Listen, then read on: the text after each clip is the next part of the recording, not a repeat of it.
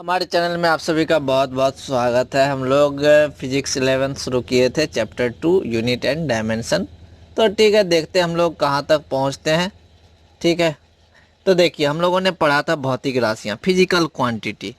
ठीक है, तो आप लोग पिछला लेक्चर देख लीजिएगा जिसका छूटा हुआ होगा। बाकी आप लोग देखिए, जो भी 11th के बच्चे हैं वो आराम से देख सकते हैं, यहाँ समझ सकते हैं, कोई दिक्कत नहीं होगी। ठीक है, तो हम लोग देखे थे फिजिकल क्वांटिटी। एक बार मैं फिर से समझा दूं, फिजिकल क्वांटिटी यानी भौतिक राशियां। तो सीधी सी बात है बाबू कि भौतिक राशियां क्या होता है, एक गुणधर्म होता है। क्या होता है? गुणधर्म होता है। ठीक है ना। जैसे कि हमने दो उदाहरण यहाँ लिए हुए हैं, एक उंगली है, एक कलम है ना। तो उंगली और कलम का भी गुणधर्म है ना। देखो उंगली का काम क्या है समझ जाओ, लेकिन कलम का, लेकिन यदि हम इसकी बात करें तो उंगली में भी लंबाई है। उंगली की भी लंबाई को हम माप सकते हैं, कलम की भी लंबाई को हम माप सकते हैं। उंगली में भी द्रव्यमान है और कलम में भी द्रव्यमान है, वजन होता है दोनों में। तो कहीं ना कहीं हमने क्या देखा, इन दोनों में गुणधर्म है जो फिजिक्स से रिलेटेड है ना। तो यहाँ पर क्या देखे कि उंगली की भी लंबाई को हम माप सकते हैं और द्रव्यमान को भी माप सकते हैं, और कलम के भी द्रव्यमान और लंबाई को मापा जा सकता है, यानी कि इसका मापन संभव है। तो ऐसा गुणधर्म जो किसी भी, जिससे हमें क्या मिल जाए, उसका मापन किया जा सके, ऐसा गुणधर्म जिसका मापन कर सके। ठीक है ना। जैसे हमारे पास एक, यदि ये पत्थर है, इसका क्या है, कुछ ना कुछ वजन होगा, है ना। तो ये इसकी ऊंचाई होगी, लंबाई होगी, चौड़ाई होगी, माप सकते हैं हम। तो यही चीज़ है, तो जिसका मापन संभव है। तो सीधा परिभाषा तो हम लोगों ने यही लिखा था ना फिजिकल क्वांटिटी का, ऐसा गुणधर्म जिसको हम माप सकते हैं, जिसका मापन संभव हो। ठीक है। कुछ चीजें होती है जिसको हम माप नहीं सकते, जैसे कि माँ का प्यार है, कितना प्यार करती है, 2 किलो, 50 किलो, 100 किलो, यह अंदाजा नहीं लगाया जा सकता है, वह एक भावनात्मक चीज है, तो इसका मापन संभव नहीं है, इसलिए यह फिजिकल क्वांटिटी नहीं है। भाई का प्यार, माँ का प्यार, बहन का प्यार, ये सारा चीज है ना। चलो, तो ये सब तो नॉर्मल चीजें थी, इसको फेयर कॉपी में नहीं भी लिखोगे तो चलेगा समझने के लिए। ठीक है, आगे बढ़ते हम लोग। जहां तक पढ़े थे हम लोगों ने पढ़ा था कौन सा, फंडामेंटल, फंडामेंटल क्वांटिटी, मूल राशि है ना, उसी को फंडामेंटल राशि बोलते थे ना, फंडामेंटल क्वांटिटी, फंडामेंटल यूनिट। तो देखो, तो हमने कितने पढ़े थे फंडामेंटल यूनिट, 7 यूनिट पढ़े थे ना। लंबाई, उसके बाद द्रव्यमान, उसके बाद समय, उसके बाद क्या था, तापमान था, विद्युत धारा था, विद्युतीय तीव्रता थी, उसके बाद जो था पदार्थ की मात्रा था, 7 पढ़े थे। ठीक है, तो अब ऐसा थोड़ा ना कि 7 को फंडामेंटल यूनिट बनाया, वही 7 हमेशा के लिए फिक्स रहेगा। समय के साथ क्या होता है, बदलते रहता है कुछ ना कुछ। फिजिक्स है ना, साइंस है, तो साइंस क्या होता है, साइंस किताबी भाषा तो है नहीं ना। जो दुनिया में घटता है उसी में से ला के जरूरत पड़ता है तो एडजस्ट करते जाता है। ऐसा नहीं है कि जो नियम पहले से बन गया वही हम लोग पढ़ते आएंगे, कुछ नया हो सकता है, उसमें बदलाव हो जाए। उसी तरह से लास्ट में कुछ नया चीज आया तो उसको कहा गया पूरक राशि। क्या कहा गया, पूरक राशि। पूरक राशि कैसे कहा जाता है, जैसे कि एक उदाहरण के लिए बताया कि जब भैया देखो परीक्षा देते हैं हम लोग, तो परीक्षा में कॉपी मिलती है ना, कॉपी मिलती है तो क्या करते हैं, कॉपी भर जाता है तो अलग से पन्ना लेते हैं लिखने के लिए, कभी लिए हो परीक्षा में, तो उसको सप्लीमेंट्री बोलते हैं, सहायता के लिए, नहीं जरूरत पड़ा तो थोड़ा थोड़ा ले लिए, तो सप्लीमेंट्री। 7 फंडामेंटल यूनिट, मूल राशि तो था ही वहां पर, सातों के सातों हम लोग देखे थे। अब यहाँ पर क्या है, सप्लीमेंट्री है, यानी कि बाद में कुछ नया चीज मिला तो उसके लिए भी राशियां बनाई गई। ठीक है, कौन कौन सी राशियां मिली हमको, एक समतल कोण और दूसरा क्या मिला, ठोस कोण। ठीक है, क्या क्या मिला हमको, एक समतल कोण, एक ठोस कोण। ठीक है, समतल कोण को मापने के लिए रेडियन का उपयोग करते, क्या चीज का, रेडियन का, ये एक यूनिट हो गया। तो समतल कोण का ऐसा ही मात्रक क्या हो गया, रेडियन, और ठोस कोण का क्या हो गया, स्टेरेडियन। क्या लगा दिए, स्टेरेडियन। इसको बोलते हैं सप्लीमेंट्री फिजिकल क्वांटिटी। चलो यहाँ तक तो ठीक है। अब समतल कोण क्या होता है भैया, तो हमने क्या बताया था, कभी कोण पढ़ाए होंगे तो उसमें क्या बताया, जब किसी बिंदु से 2 किरण अलग अलग दिशा में निकलती है। ठीक है, जब किसी बिंदु से 2 किरणें अलग अलग दिशाओं में जाती है तो उसके बीच का जो झुकाव होता है उसको क्या कहते हैं, कोण कहते हैं, है ना। ये क्या होता है, इसको हम लोग क्या बोलते हैं, समतल कोण। ऐसे चीज को क्या बोलते हैं हम लोग, समतल कोण बनते हैं, बोलते हैं। जैसे कि यहाँ देख लो, एक ऐसा गया, एक लाइन ऐसा गया। ठीक है, एक वृत्त का छोटा सा भाग लग रहा है कटा हुआ है ना, वृत्त देखे हो ना, वृत्त कैसा होता है, गोल होता है ना, उसी का एक छोटा सा भाग को काट लिया गया। तो यहाँ जो कोण बना उसका नाम हमने क्या रखा, थीटा रखा। कुछ भी रख सकते हैं, अल्फा बीटा गामा थीटा, जो भी रखना हो रख लो। तो इसको क्या कहा गया, समकोण कहा गया। और देखो ये जो घुमावदार भाग है ऊपर में देख लो, वृत्त का एक छोटा सा पार्ट है ना, इसको हम लोग चाप बोलते हैं हिंदी में, इंग्लिश में इसको आर्क बोलते हैं। क्या बोलते हैं, आर्क, या फिर हिंदी में चाप। और ये जो होता है केंद्र, ये तो केंद्र हो गया ना वृत्त का, देखो यहाँ पर केंद्र हुआ ना, और केंद्र से जो है परिधि की जो दूरी होती है उसी को हम लोग त्रिज्या कहते हैं। यहाँ पर त्रिज्या है यानी उसको रेडियस बोलते हैं, ठीक है। यहाँ पर क्या हो गया, समतल कोण समझ में आ गया। किसी बिंदु से जब दो किरणें अलग अलग दिशाओं में जाती है तो उसके बीच बना कोण को ही क्या कहते हैं, थीटा कहते हैं। उसको हम लोग समतल कोण भी बोल सकते हैं। देखो वृत्त का कटा हुआ भाग, तो थीटा बराबर क्या होता है, फॉर्मूला यदि निकाले तो थीटा का मान कैसे निकलेगा, तो जो चाप है चाप बटे त्रिज्या लिख सकते हैं। चाप है ना यहाँ आर्क, आर्क बटे त्रिज्या, ठीक है।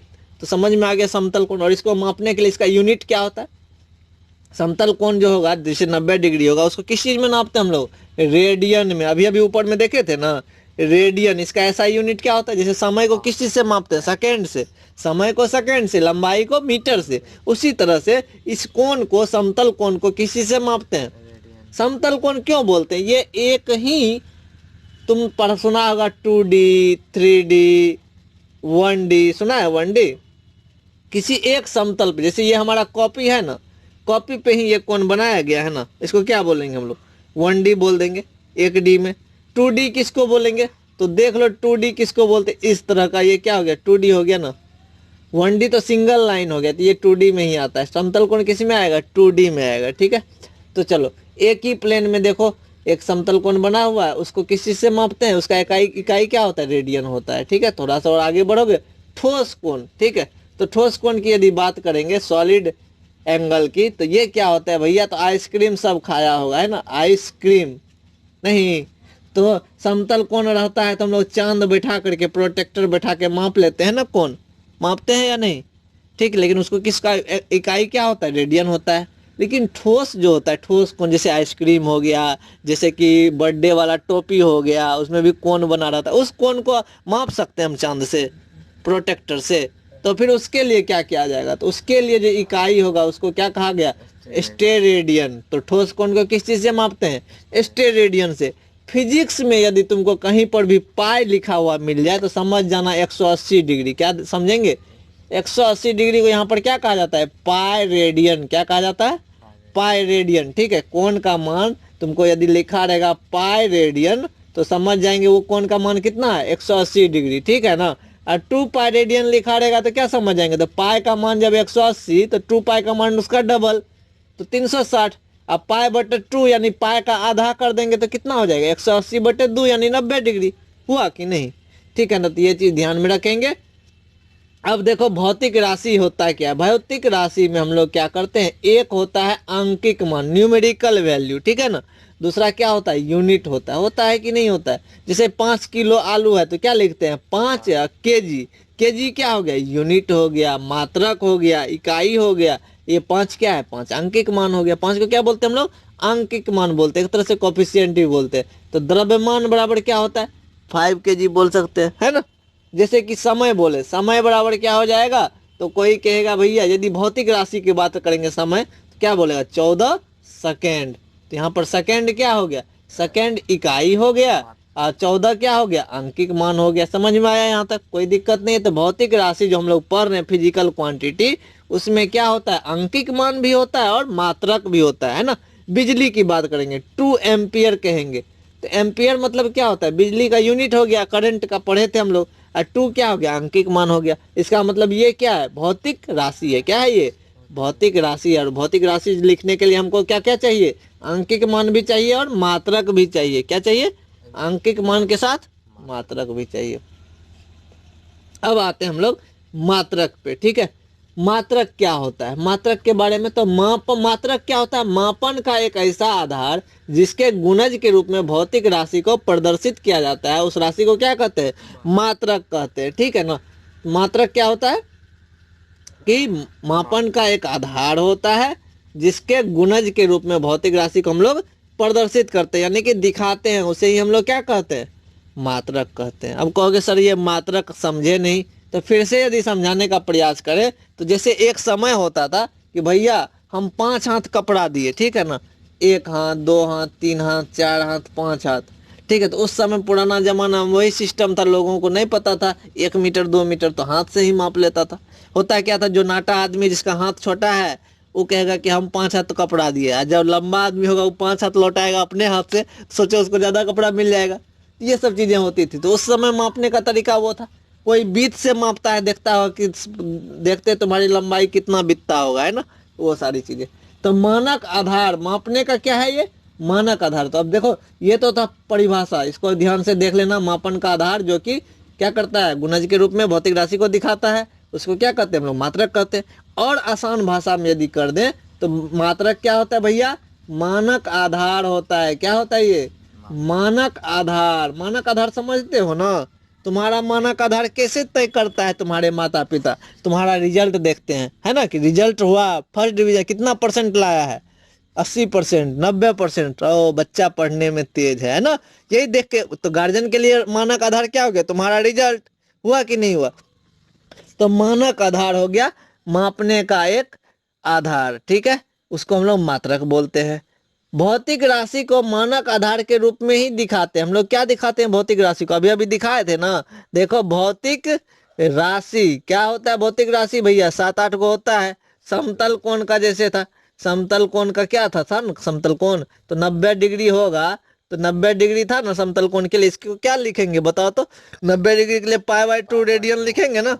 क्या लिखेंगे इसके लिए, π/2 रेडियन। रेडियन क्या हो गया हमारा, यही हुआ मात्रक। क्या हो गया, मात्रक। समझ में आया कुछ, रेडियन से ही नापते हैं। मानक आधार के गुणज के रूप में दिखाते हैं। देखो गुणज के रूप में दिखा है ना, π/2 बार गुणज हुआ ना, जैसे था ना 5 kg, तो 5 क्या हो गया, इसका गुणज हो गया। 5 क्या हो गया, गुणज। जो आंकिक मान होता है वो क्या होता है, गुणज होता है। तो ये मात्रक हो गया, इकाई हो गया, उसमें क्या है 5 गुणज के रूप में है। तो कुल मिलाकर के हम लोगों ने देखा कि मात्रक क्या होता है भैया, मापने का एक आधार होता है। क्या होता है, मापने का आधार। किसको मापने का, तो भौतिक राशि को मापने का, है ना। और इसको लिखते कैसे है, तो गुणज के रूप में लिखते। कहानी खत्म हो गई। अब जैसे उदाहरण के लिए नहीं कहता था रत्ती भर नहीं देने वाले हैं, कहता है ना सामान, कभी लड़ाई हो जाता था पुराने समय में। देखो ये इसको समझने के लिए, सिर्फ ये परीक्षा में तुमसे पूछने वाला नहीं है, ये पुराने समय में ऐसा होता था, कहा जाता था कि रत्ती भर सामान नहीं देने वाले हैं। सोच लो रत्ती भर, तो ये रत्ती क्या हो गया, उस समय के लिए मात्रक हो गया था। हमारे इंडिया में ऐसा चलता था, राई का दाना बराबर सामान नहीं देने वाले हैं, ठीक है ना, राई के दाना। तो ऐसा कुछ नहीं कहता था, 1 पौवा जो है दाल लेते आना। अंग्रेज समझेगा 1 पाव, नहीं ना समझेगा। तो ऐसा कुछ होता था, ठीक है। तो ये सब पहले का था। क्या चीज है ये मात्रक है ना। बिलोद या फिर बित्ता, देखो बित्ता को क्या कहा जाता था, बिलांद कहा जाता था। क्या कहा जाता था पहले, बिलांद या बित्ता। तो इन सब चीजों से मापन होती थी, ठीक है। अब देखो ये तो हो गया, समझ में आ गया।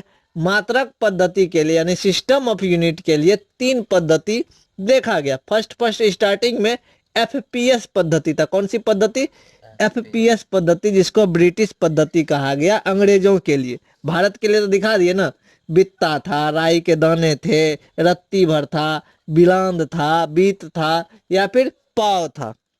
अंग्रेज के लिए देखो क्या था, अंग्रेज स्टार्टिंग में क्या कर रहा था, एफपीएस पद्धति लाया। कौन सा एफपीएस पद्धति, फुट पाउंड सेकेंड, ठीक है ना।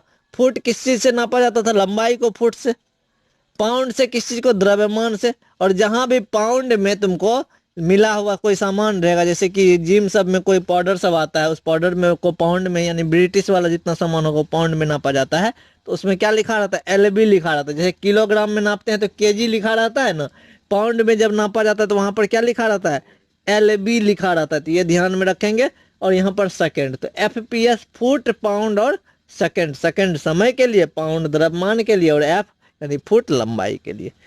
दूसरा जो है सीजीएस पद्धति भी था। सीजीएस का मतलब सेंटीमीटर, सीजीएस का मतलब सेंटीमीटर। ये किस चीज को नापने के लिए, लंबाई को नापने के लिए। उसके बाद द्रव्यमान को नापने के लिए क्या था, ग्राम। और एस यानी सेकेंड, समय को नापने के लिए कौन सा पद्धति, इसको कहा गया गॉसियन पद्धति। कौन सा पद्धति, गॉसियन पद्धति। सीजीएस पद्धति को ही हम लोग गॉसियन पद्धति कहते हैं।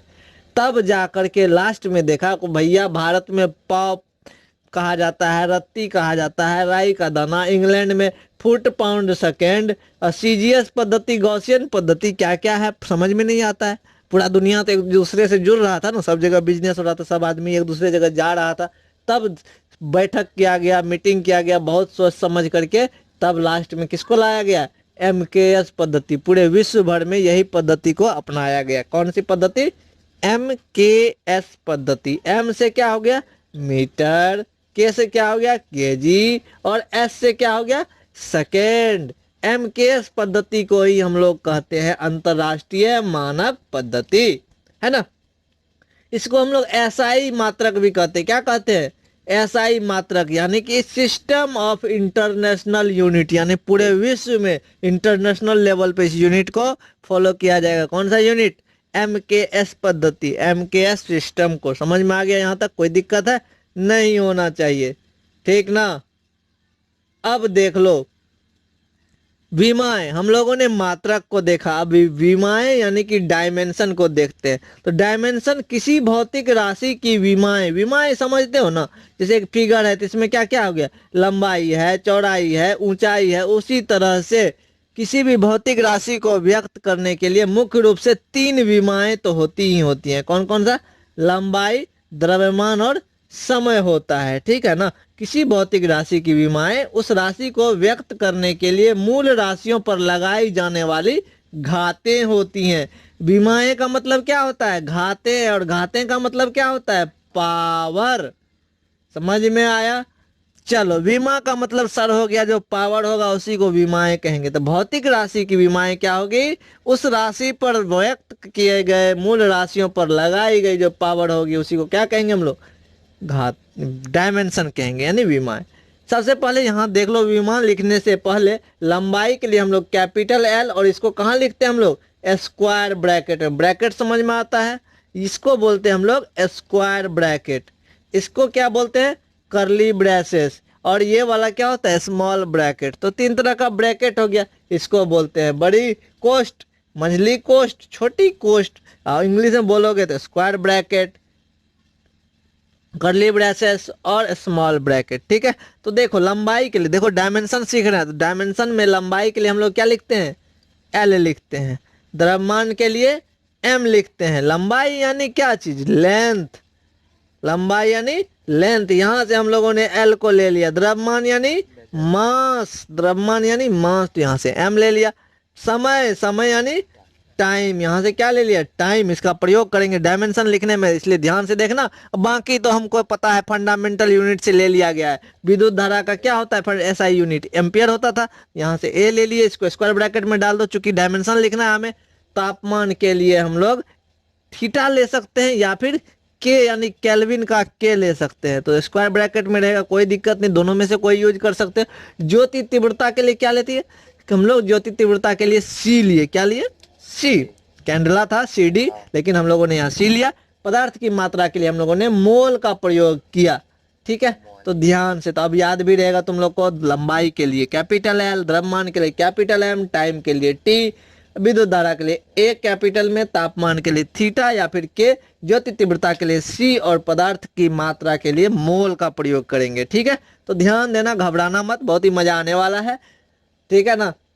लेकिन हाँ, बात में बता दे रहे हैं, मैथमेटिक्स टूल्स का लेक्चर ले चुके हैं, तुम लोग जाकर के उसको देखना, ताकि फिजिक्स पढ़ने में कोई दिक्कत ना हो।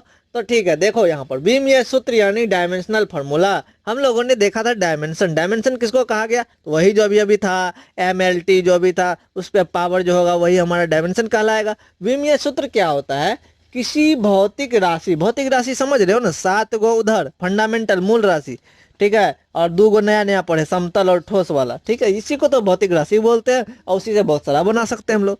तो भौतिक राशि का विमीय सूत्र वह व्यंजक होता है जो उस राशि में सम्मिलित मूल राशियों को प्रदर्शित करता है। कोई भी भौतिक राशि हो, उसमें जो भी मूल राशि होगा उसको प्रदर्शित किया जाएगा।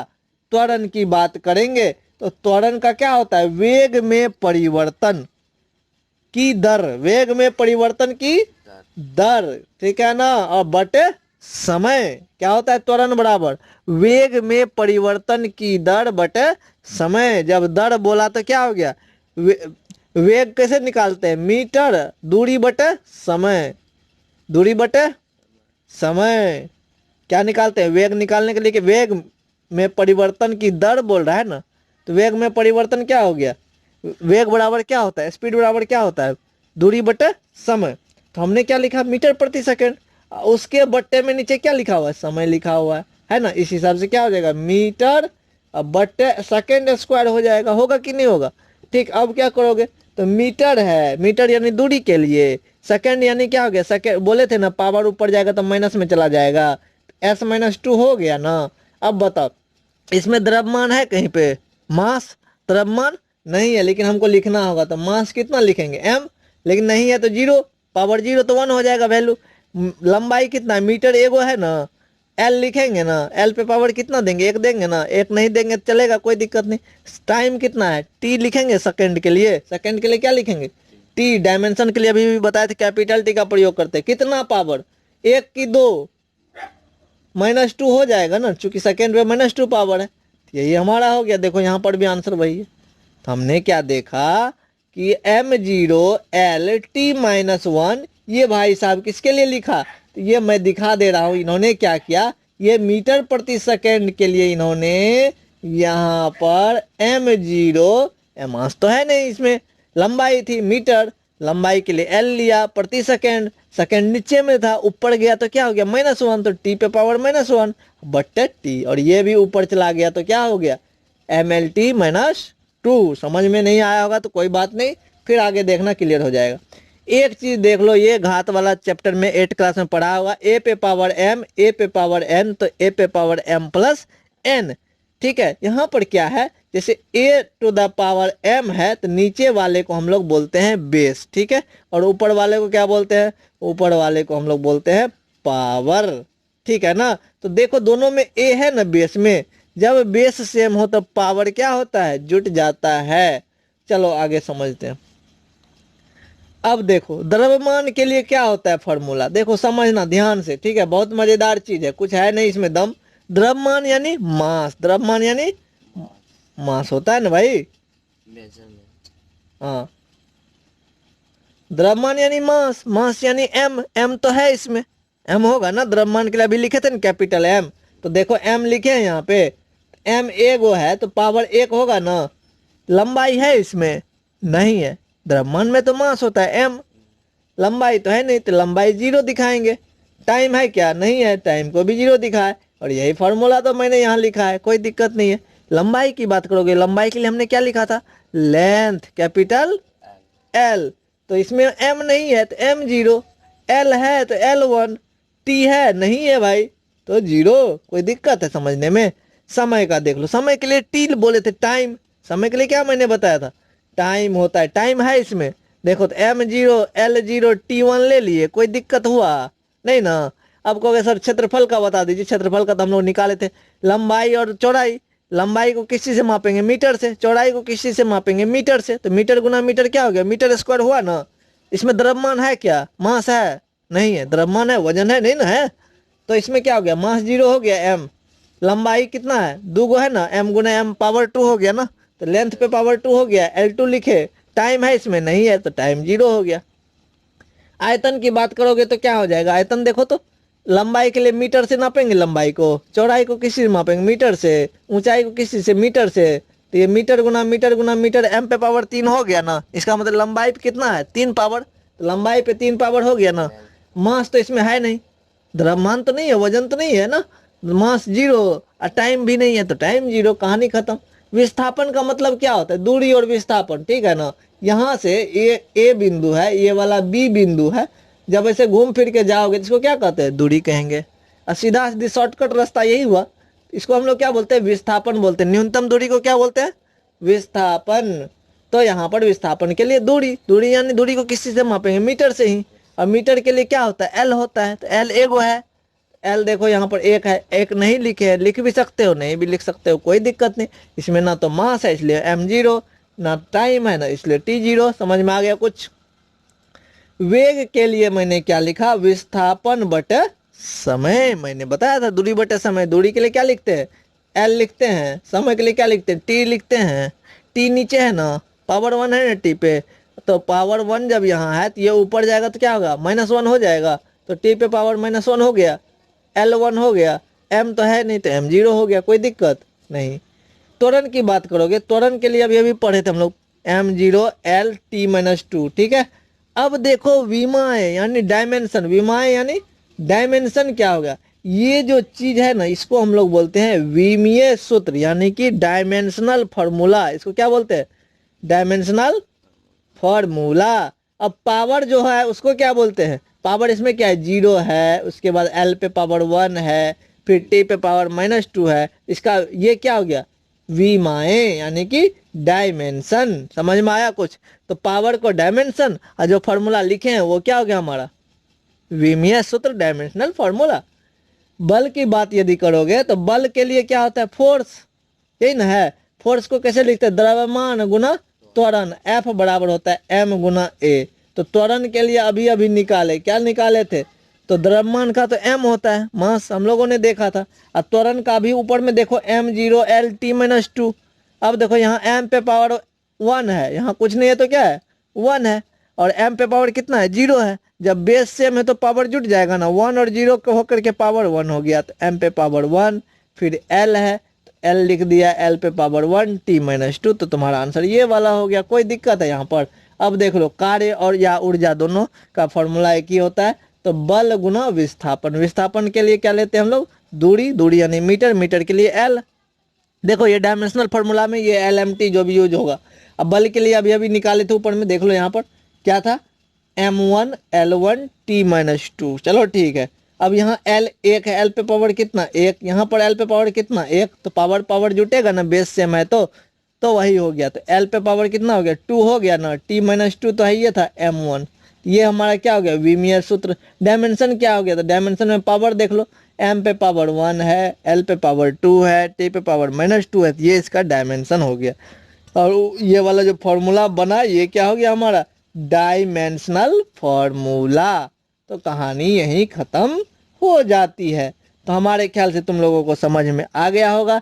एक बार इसकी प्रैक्टिस कर लेना, और समझ में नहीं आएगा तो फिर से हमसे पूछ लेना, हम खुशी खुशी तुम लोगों को मदद करेंगे, जरूर करेंगे, ठीक है। तो मिलते हैं नेक्स्ट लेक्चर में। लेकिन जाते जाते एक बात और कहेंगे, मैथमेटिक्स टूल्स जितने भी हैं उसका लेक्चर देख लेना, उसका प्लेलिस्ट मैंने बना दिया है।